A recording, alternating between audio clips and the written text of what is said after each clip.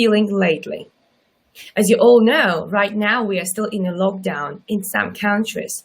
And also you're fully aware that we can't really travel yet. As a result, people feel lonely, people feel depressed, and people are not really themselves. So today I have somebody remarkable who already was in my studio before. And by the way, I will share the link to our previous interview with amazing Rob Stephenson. Oh, Olga, thank you for such a kind introduction.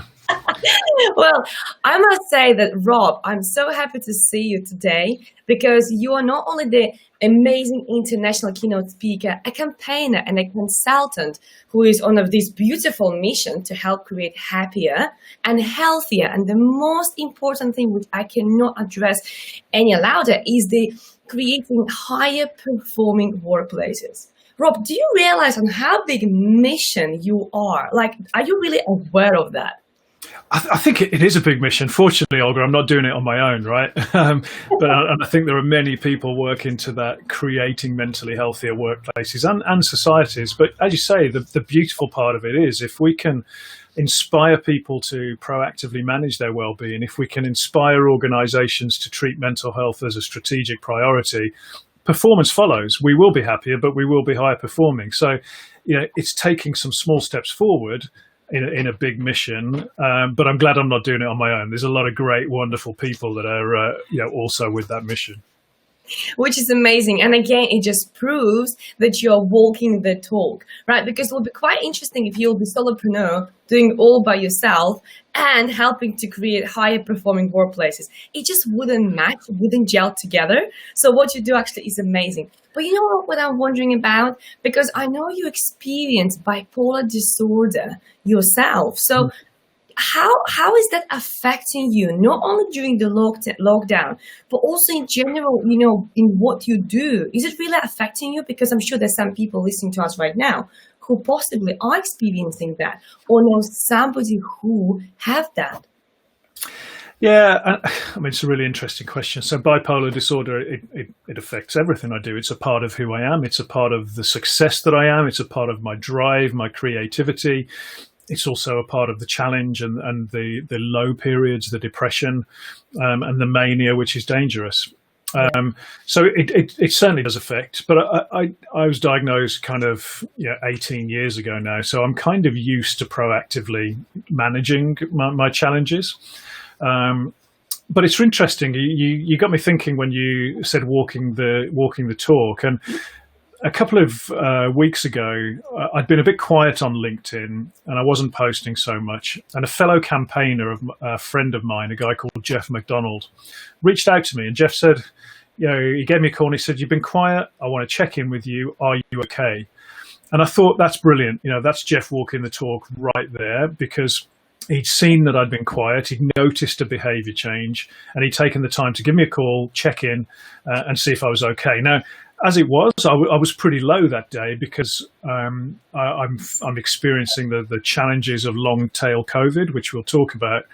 And Jeff caught me on a low day for a different reason that I wasn't posting, but it was wonderful. Just he'd taken the time to check in and see how I was.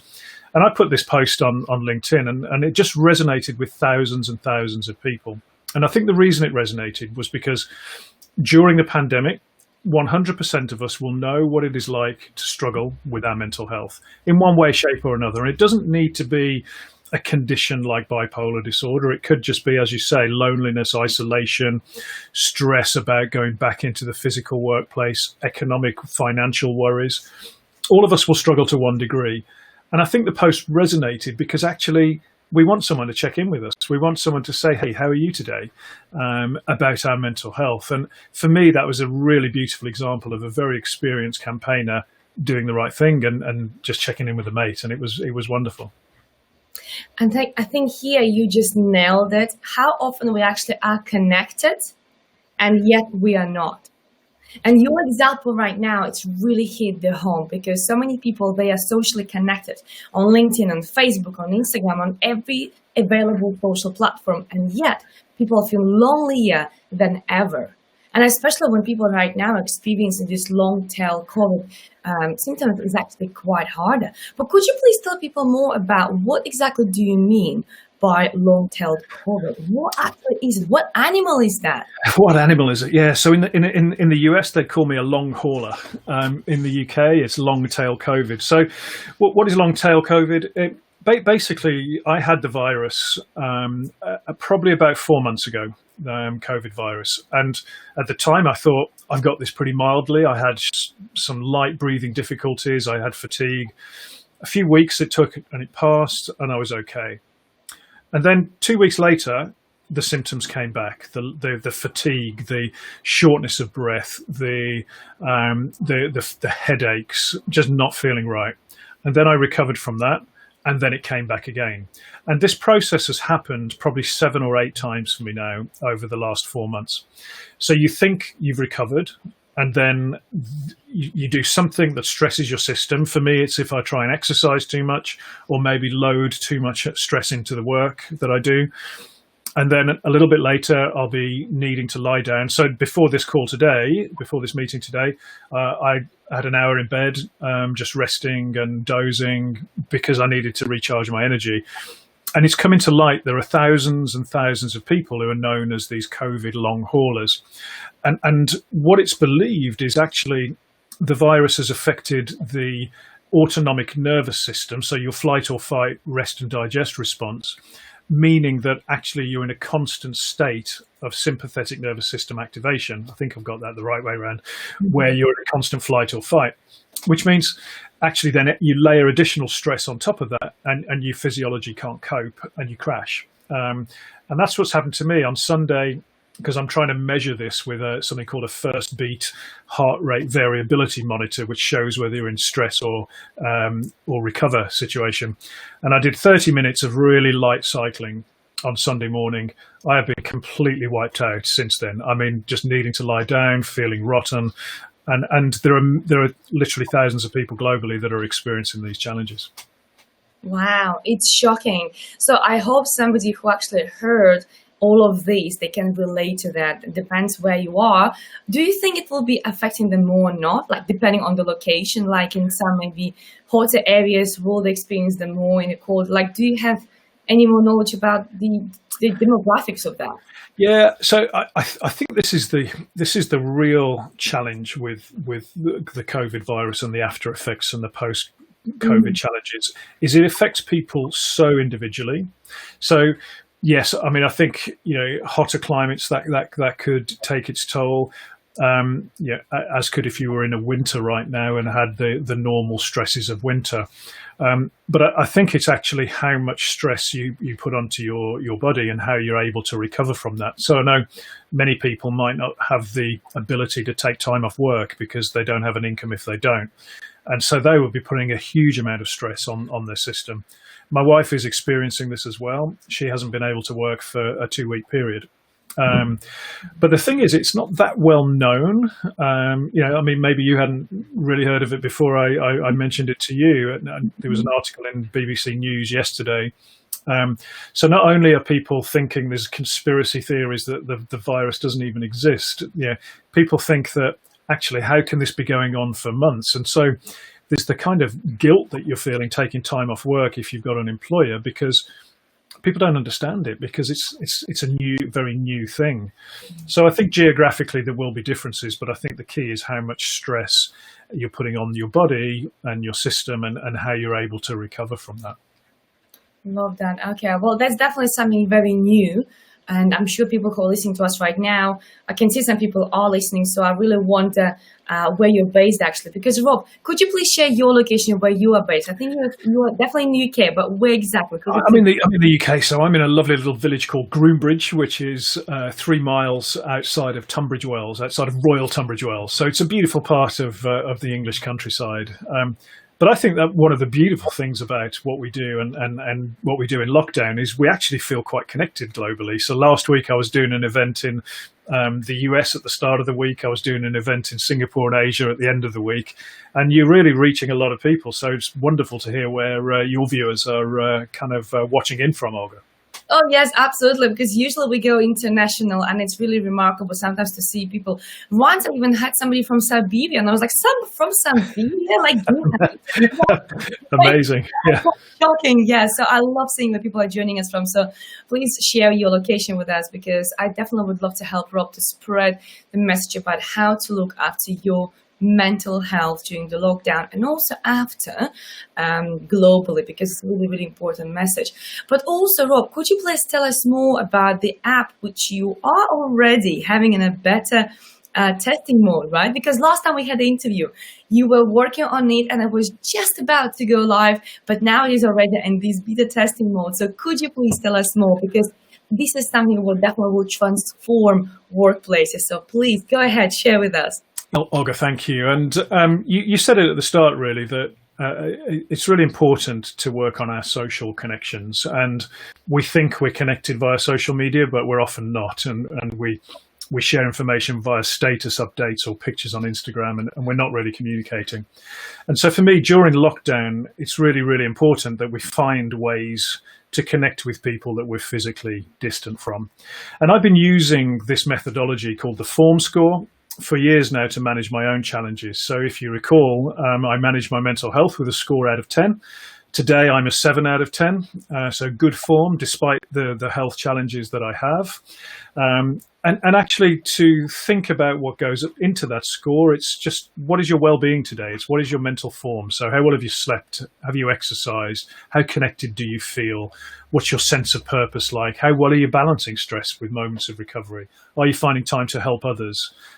What's your feeling of your financial well-being? So the FormScore app is a way of tracking your own score. So each day, and you can see the background there where I've got the 7 out of 10. That's the sort of home screen, the radar as we call it. So each day you put your score in, you put your 7 in, but in that circle around it, and I'll go to the right part of the screen, is all of your kind of friends that you want to keep an eye on. So if you've got a friend who's struggling, you make sure they're on that radar, and you can see that they're on that radar there. We've got someone who's a 5, someone who's a 9. And so what you're doing is you're following the form of your friends. You're connecting via the app around your mental form.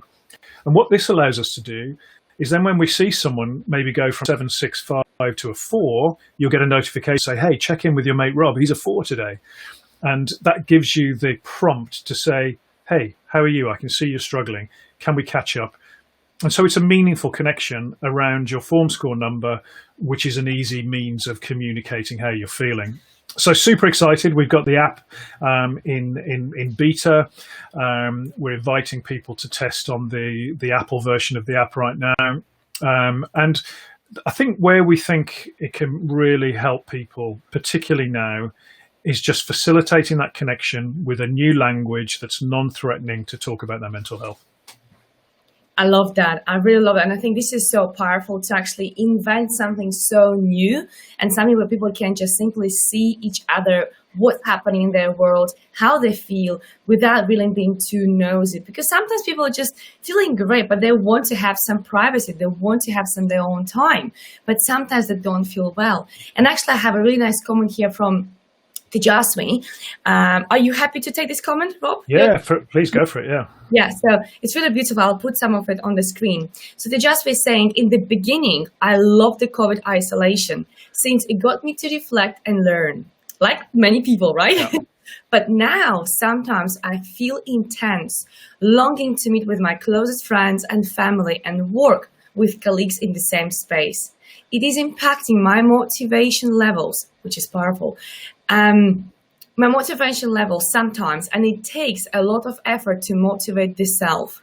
Any suggestions? What would you suggest, Rob? Yeah, so 𝒕𝒉𝒆𝒏𝒔𝒐𝒏, it's a really good comment, and thank you for being so open and sharing that. And I think this strikes to the heart of one of the challenges of the pandemic, and that is the assault that it has on our social and human connections. Because even the word social distancing it's horrible. We actually need to be sort of socially connected whilst retaining physical distance. So I think the pattern of having some space to reflect, to learn, but then feeling this sort of loss of those connections, that would be pretty common, and that's a part of being human. So I think what we need to do is find ways to replace those physical connections using remote technology and virtual technology. So a good simple example is a friend of mine who's a writer, which is a pretty isolated existence at the best of times, partnered up with somebody else, and they had an open Zoom call. They weren't talking particularly, but they were writing together with the open Zoom call, and they felt connected whilst doing it. And they might stop and have a little bit of a chat, but mostly it was focused on doing their work. So I think whatever you do, can you replicate something like that, where you've got a feeling of connection and collaboration and creative process, but you're using the kind of remote technology? Because I think sometimes we sit behind a Zoom call and we're not connected. Whereas actually, if we can engage in a creative work process using remote technology, we can then feel connected. I think the other thing is to go back to the old school and pick up the phone. So for me, I've had some great phone calls with people that enable me to foster those connections, that give ourselves a break from the kind of Zooms and the team calls as well. So I think just try and think creatively as to how you can collaborate with people in the way that you used to, but using the technology to do so. I love that. I must say, this is so powerful. Just making sure you are together doing something, and yet you don't have to be close. You can be just in a distance, but you are almost like together because you have this interaction. And as you said, you sometimes speak to each other and then carry on doing whatever you do. This can be quite powerful. I remember actually we were doing this with my friend before the lockdown, like years and years ago, because she is so busy person and I'm so busy person. So sometimes we would get together, put our laptops together, and we would work and we would chat, but we also would work. And nobody could ever understand us because we would be chatting all the time, and also we would be working all the time. So it was really bizarre. Whoever was observing us, they were like, "What you two are doing?" It's the same. It's really interesting. It reminds me of something else that I've been doing with organisations, and so I use a platform called Remo, REMO, and that's a remote conferencing platform. But what it lets you do is sit around little tables of 6, and you can then move between tables, and it's like you're networking virtually.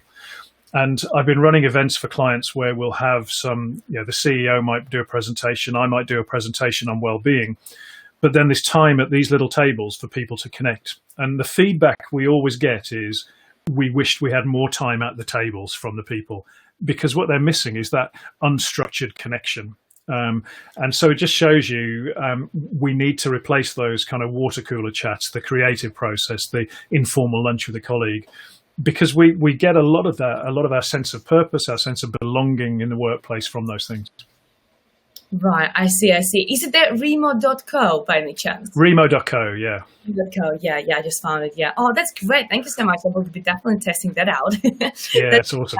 Okay, wonderful. Well, you know what? I'm really excited to hear the results of, obviously, your application, because right now it is in a beta mode, it is in testing mode. Can people already download it by any chance? Is it possible to download it already? Yeah, it is downloadable. We're controlling it a little bit, but actually, if you look at FormScore on the Apple App Store, you'll find it there, and you can download it. We're not quite yet ready on Google. They're being a little trickier. But the best thing to do is go to FormScore.today and just sign up to be one of our beta testers. And then we can offer a little bit more support than if you just download the app. But it's definitely out there, and people are inviting people, and we're starting to see it grow, which is exciting. That's wonderful. Did you say formscore.co.uk? No, FormScore.today. Today, I see. Yeah. That's wonderful, yeah. We'll definitely look into it as well. Oh, exciting. How wonderful is that? Okay, great. And what are your future plans with this? Okay, so now you're testing this platform. And what are the future plans for that application? What is the biggest aim? I know we want to create healthy environments. You want to create a workplace where people will be more productive and will be aware how they feel, and employers will check how their employees are feeling. But is there anything else behind all of that? Yeah, so for me, the initial product for the FormScore is testing a simple concept, and that concept is that we can improve collectively our mental health and our well-being by socially sharing the form score with and self-disclosing amongst a group of trusted peers. And I think the trust bit is really important, because unlike Facebook, we're not expecting people to have 200 contacts on the Form app. We might have 8, we might have 5, we might have a few different circles, but it's people you actually want to care about, support, and exchange that very personal information with. So the first phase is testing that people like it and that people find it useful, and there's an innate sense of curiosity, Olga, that if we're connected on the app, will you be motivated a couple of days later to think, hey, I wonder how Rob's doing today, I'm going to go and just check on the app and see what his score is today, because I think there is that sense of curiosity with people you care about. So once we prove that, then we're going to start really developing and iterating it, because the first thing we're doing really is giving people the gift of self-reflection to think, how are you today? We then want to help equip them with the tools to improve their form or maintain good form, and importantly, be able to support their friends. Because I think there is a fear that if you're on the app, what happens if your friend posts a 3? What do you do?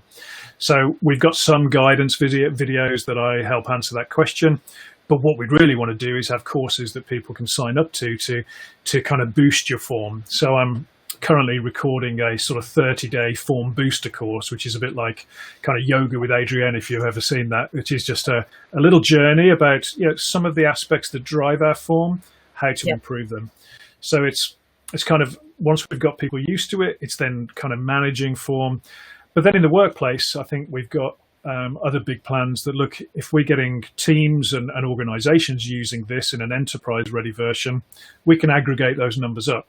So we can have a pretty real-time score per organization for geography. So, the effects as we come out of a pandemic, for example, what's that doing on the form score when people are returning back to the office? It's a really easy way of checking in with people if we get enough people using it. So big plans, and I'm just sort of writing my own to-do list as we speak, aren't I, Olga? Exactly. I'm just listening. Oh my God! Like, he's gonna be a big thing. Like, this is a big thing. But I must say, as you were talking, I also quickly looked at the website, and I quite like it. I'll definitely be exploring that, because I think it's a great way to actually start a new movement, a movement of care, of moment where actually you really want to know how your close people feel. Because they do say you are the average of 5 people in your life. Yeah. But here we go. Now you can see for yourself, how do they actually feel, and reach out to them. I think this will be really life-changing. Really I think it could be. It's a really simple concept. The other thing that we've noticed actually is if in your circle there somebody posts a 10 or a 9, what that also does is give you a boost. So you see someone you care about, their form go really high, and that actually gives you this warm feeling of well-being. So it's not just about supporting people who are struggling.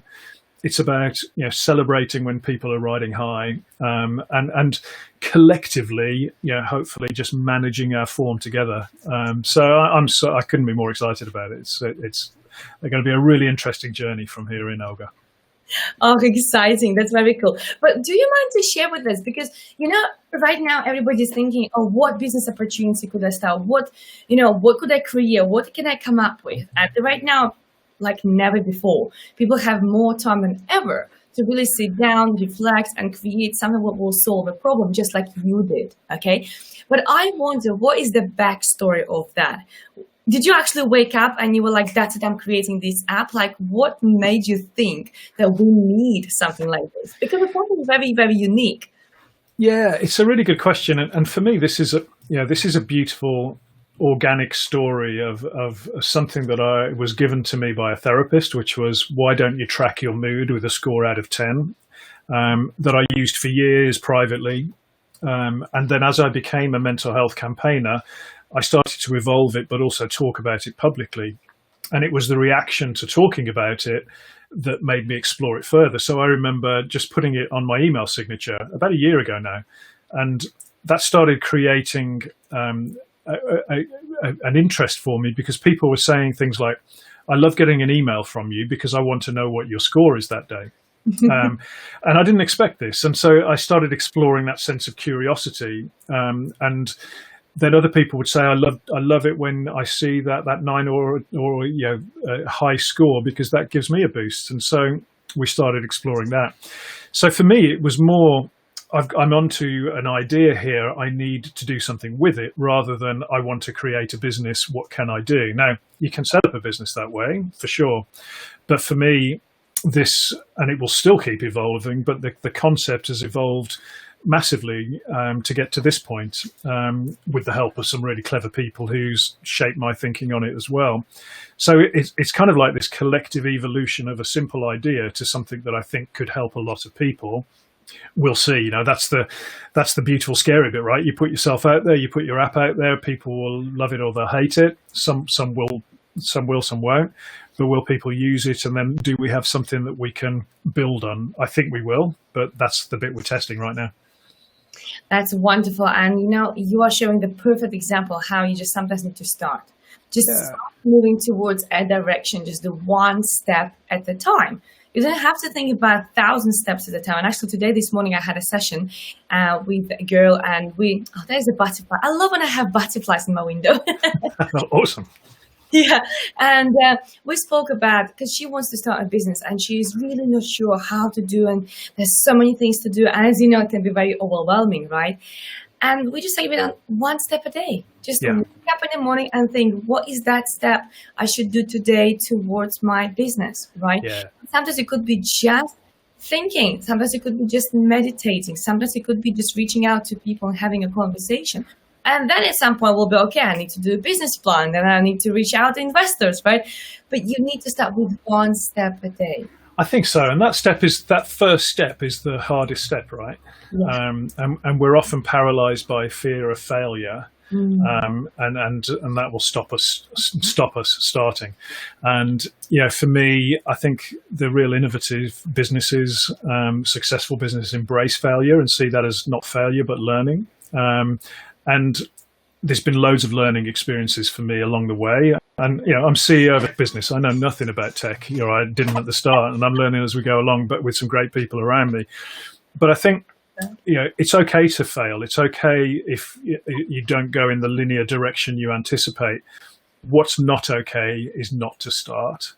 And I've been reflecting on this quite a bit recently, because my daughter, she's 9, kind of in recent years at school, she's often a little bit anxious about getting things wrong. And I'm like, no, getting things wrong is good, because that's when we learn and that's when we can grow.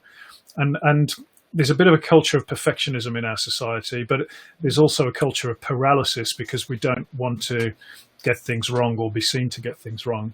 And for me, there's great opportunity now in challenging, changing times to come up with ideas to help change the world and to help make the world recover and a better place. And if we allow that creativity to bloom, if we spread the wings like the butterfly that has just landed on your windowsill, then those opportunities are limitless. But I think it starts with that first step. And that's the same, really, and I'm on a bit of a monologue here, but that's the same really with our journey to well-being. Often we think, actually, how can I start? How can I sleep better? How can I exercise more? How can I eat healthier? But the hardest step is the first one. Once we're on the path, it gets slowly easier and easier. That's true. Yes, I like the way how you refer to it's not okay not to start, but it's okay to fail. Yes, I totally agree. What you're saying right now is just honestly like music to my ears, because it's exactly what I believe in as well. And also I realized that based on my own experience and also many other people's experiences, very often we go to university, we go to college, we invest all that money, all those years, and we come out and we do something completely opposite, right? Yeah. Not even nearby, not even close, right? So what we paid money for and paid our time for, right? Yeah. And then when it comes to learn something about business by doing a mistake, which maybe will take you 2 days, or maybe will cost you probably a few £1,000s comparing to what you paid over the course of those years in those universities, this is peanuts, right? Yeah. Why would people worry so much? So this is how I always refer to these learnings. I always say, well, that's just another university degree I'll never use. yeah, exactly. But, I think it's more important than that, because I think every every failure is the building block towards success. And without that learning, without that knowledge, we wouldn't iterate to do that. And it's really interesting how you build a tech product. You don't build the finished product because A, you can't afford to, and B, you don't know what the finished product will be because it will change along the journey. So what I've put out there with FormScore is not the finished product. And that's sometimes difficult for people to get their heads around. And you have to really say, look, this is a prototype. This is proving a concept. Our vision is 2 years down the line on this, or even more. But we're going to keep working towards that. But we'll build elements of success along the way. And I think that mindset of innovation, iteration, test, it's really interesting, and it's an agile way of thinking, but it requires a mindset that you need to be able to deal with the uncertainty. And for me, I kind of want it all now, right? My personality is I want it all right now, and you don't do that with product development. You iterate towards that, and you've got to be patient, and you've got to prioritize, and you've got to use resources wisely. It's a really interesting process, but I think.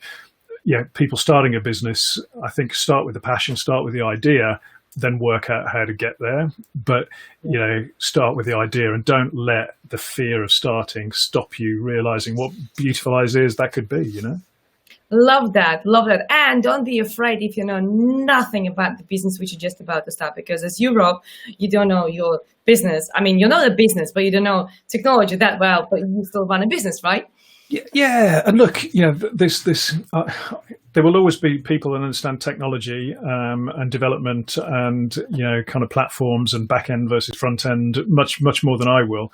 But those you work with those and collaborate with those people to make it all happen. And I was talking to John Flint yesterday, and John is the former group CEO of HSBC, and he's a wonderful man who. Really passionate about the well-being agenda, but we were talking about leadership, and we were talking about leading through the crisis. And John was saying, look, one of the privileges of leadership is you can identify where you need help, and you can then delegate that to the people who are better suited, for that. But leadership is part of that is identifying the areas you need to do that, and not being afraid of that. 100%, because again, it's not about you doing that all. It's about you delegating people who know more than you know. Yeah. If you know that all, that means you'll be forever solopreneur. This is a fun journey to have, because it means you're forever working. Simple as that. Yeah. That's exciting. I love that. I must say, we have here a nice comment from Mohammed. He says, "Hi, Olga, greetings. I'm here watching you live. Your subject is good. Greetings." Mohammed Tanawi. Well, it will be good to see where exactly you are, because you say, "I'm here," but where exactly here? We have no clue. Yeah, no, Mohammed, tell us where you are. It'd be good to know. Exactly, yes. Yeah, but I loved how brave you are, Rob. You're really, really brave. Not only to step out of your comfort zone and build an app, which I've never seen before, which is very, very different to app which we use now, which is social networking app, but also run a business and being brave enough to step up into this field of delegating people who would definitely know and can do more than you, which I think is a great skill. Not to be not offended, but kind of intimidated by that, because some people can be intimidated by others knowing more. And I always say, that's great, celebrate them and learn from them. Learn as much as you need to know to help them to create more, because they are doers, and that people.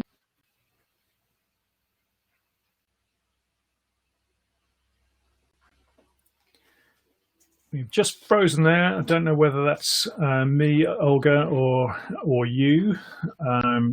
We'll see if you come back.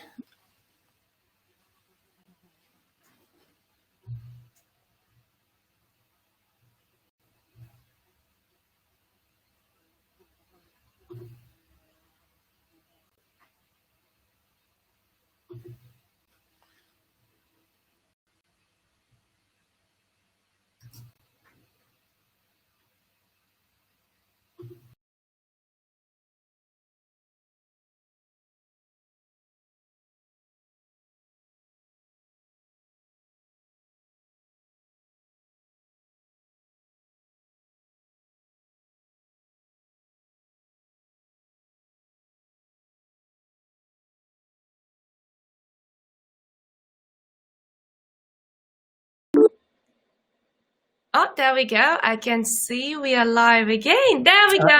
So we have you back. Apologies, the joys of broadband connections.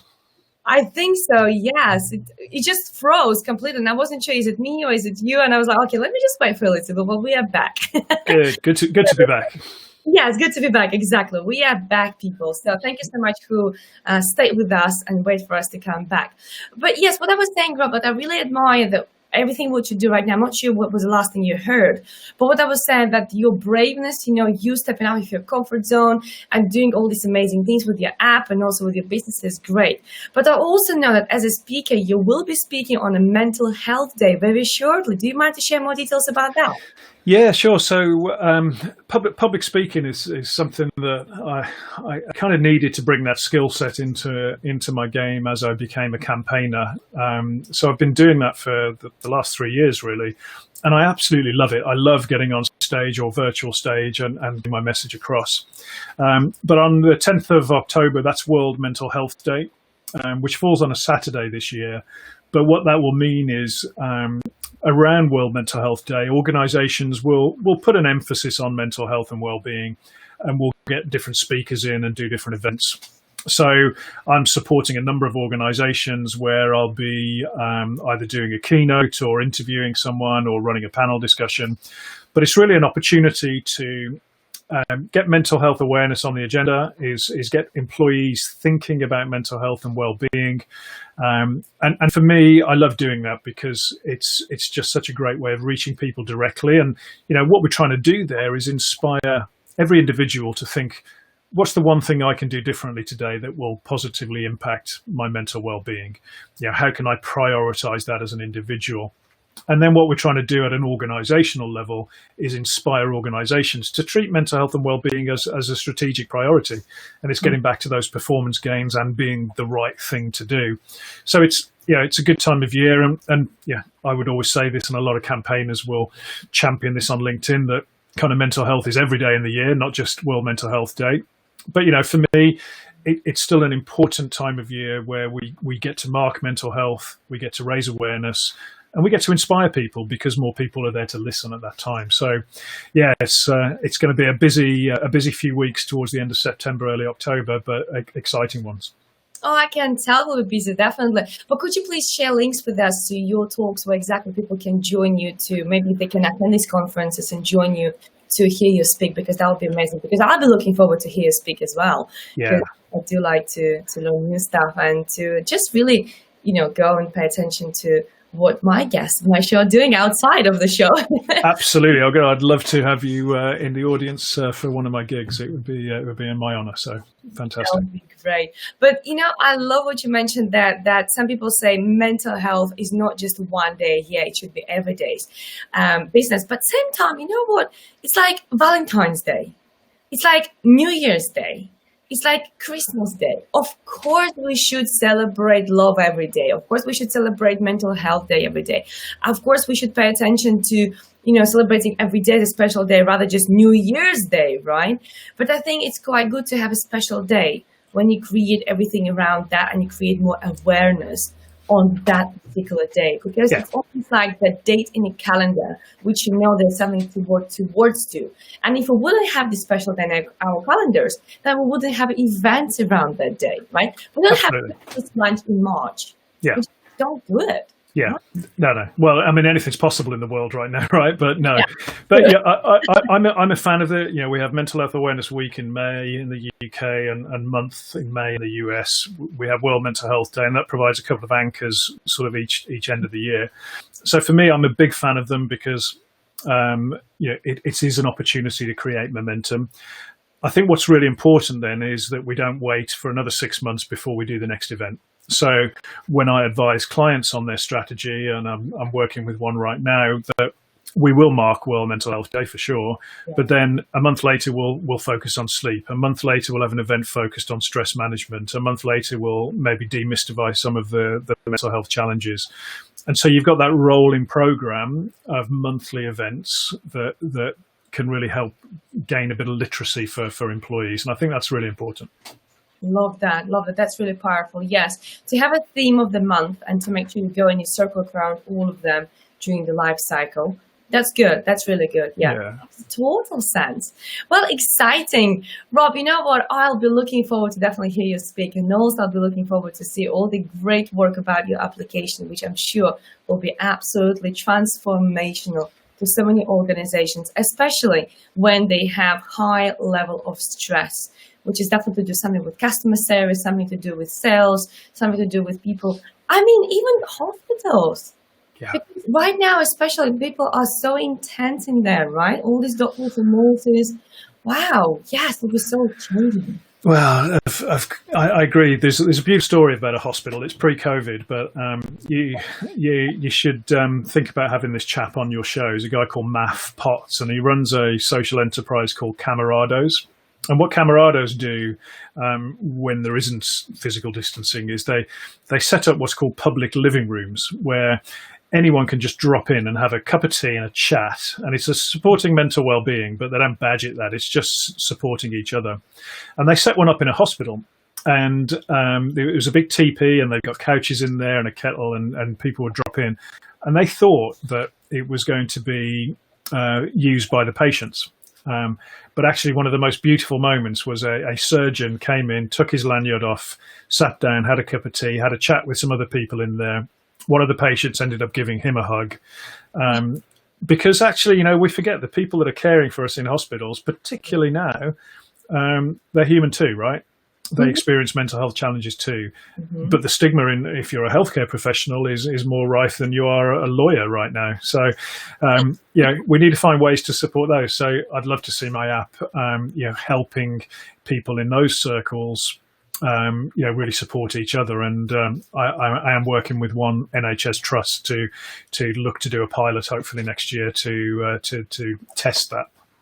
Which is wonderful, really, really cool. Well, you know what? I'll be looking forward to hear all the results. So whenever you'll have some update, please do share with me as well, because I would love to share with all those people who are watching us right now, so they are aware of the results of your amazing and tremendous work. Can we make a deal on that? Yeah, you got a deal. I'll keep you posted, Olga, and we'll connect on the app, right? So we'll follow each other's form.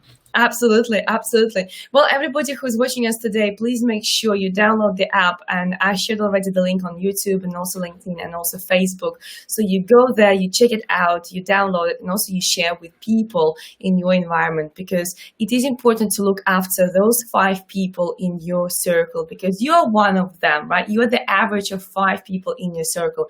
In that case, look after their mental health as well. Absolutely. You said it better than I could, Olga.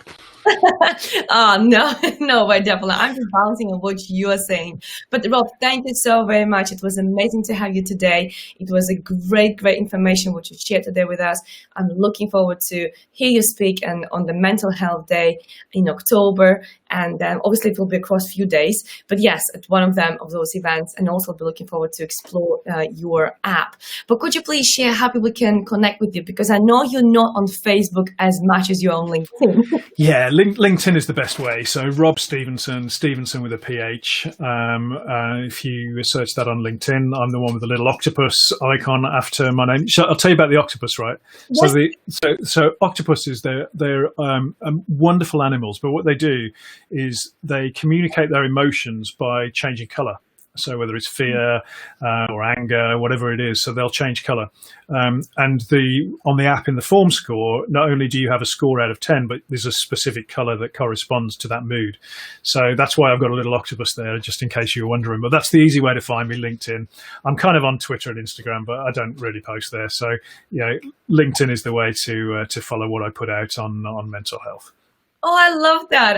Because yes, I was wondering, why do you have octopus there? But now it makes perfect sense. Absolutely. Yeah. Sense. And also I must say that's a good trick how to find easier somebody when they have something different next to their names rather just their name. Because especially if you have somebody with a similar name, I mean, there's only one Olga Gaydan on LinkedIn. Right?